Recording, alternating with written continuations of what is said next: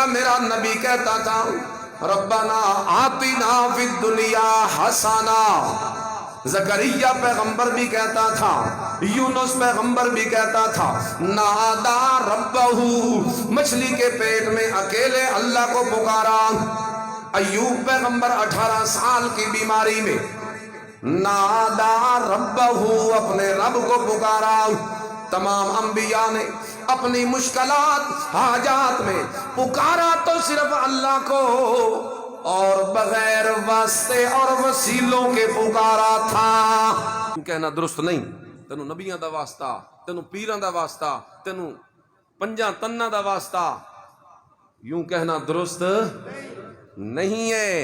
واسطہ دیا جا سکتا ہے تو اللہ کے ناموں کا، یوں کہنا ٹھیک ہے تینوں رحمان ہومن دا واسطہ، تینوں رحیم ہومن دا واسطہ، تینوں غفور الرحیم ہومن دا واسطہ، اللہ کے ناموں کا وسیلہ جائز ہے۔ اور یوں کہنا بھی ٹھیک ہے تینوں میرے فلانے نیک عمل دا واسطہ۔ اگر کسی عمل پہ آپ کو مان ہے نا کہ وہ اللہ کو قبول ہو چکا ہوگا تو آپ کہیں تجھے اس عمل کا واسطہ۔ صحیح بخاری میں حدیث موجود ہے، وہ غار میں پھنس گئے تین، اور تینوں نے اپنے اپنے عمل کا وسیلہ دیا اور مصیبت سے نجات مل گئی۔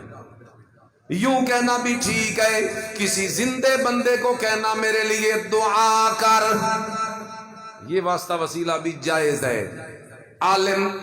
عالم کسی جاہل کو بھی کہہ سکتا ہے، جاہل کسی عالم کو بھی کہہ سکتا ہے، بڑا چھوٹے کو، چھوٹا بڑے کو۔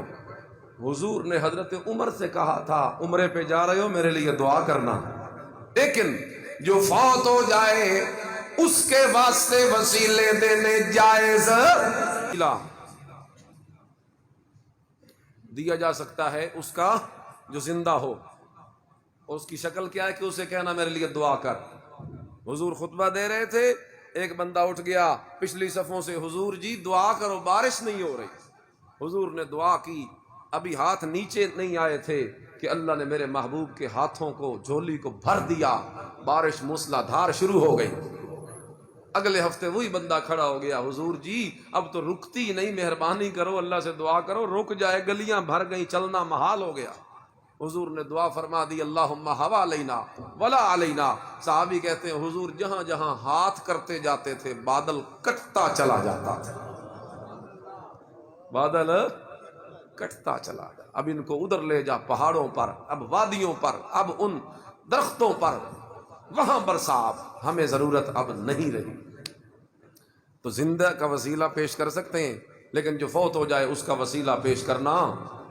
حضرت عمر کے زمانے میں پھر بارشیں بند ہوئیں تو صحابہ نے حضرت عمر سے کہا حضور دعا کروائیے، تو حضرت عمر رضی اللہ تعالی عنہ نے قبر نبی کو چھوڑا، وہاں نہیں گئے، سب صحابہ کو لے کے حضور کی قبر پہ نہیں گئے کہ جیسے آج لوگ کہتے ہیں کہ کوئی پرابلم ہے تو حضور کی قبر مبارک پہ جا کے کہو۔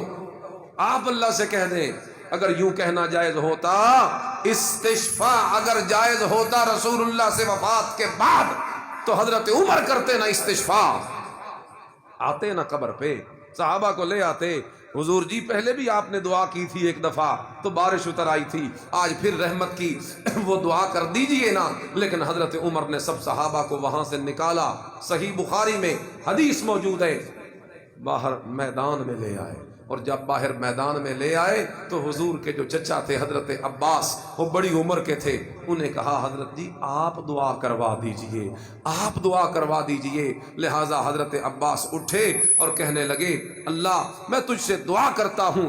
پہلے حضرت عمر کہنے لگے کہ پہلے ہم تیرے نبی کا وسیلہ پکڑتے تھے جب وہ زندہ تھے، لیکن اب وہ دنیا میں موجود نہیں رہے تو اب ہم وسیلہ پکڑتے ہیں پھر زندے کا ہی، اور وہ ہے تیرے نبی کا چچا عباس۔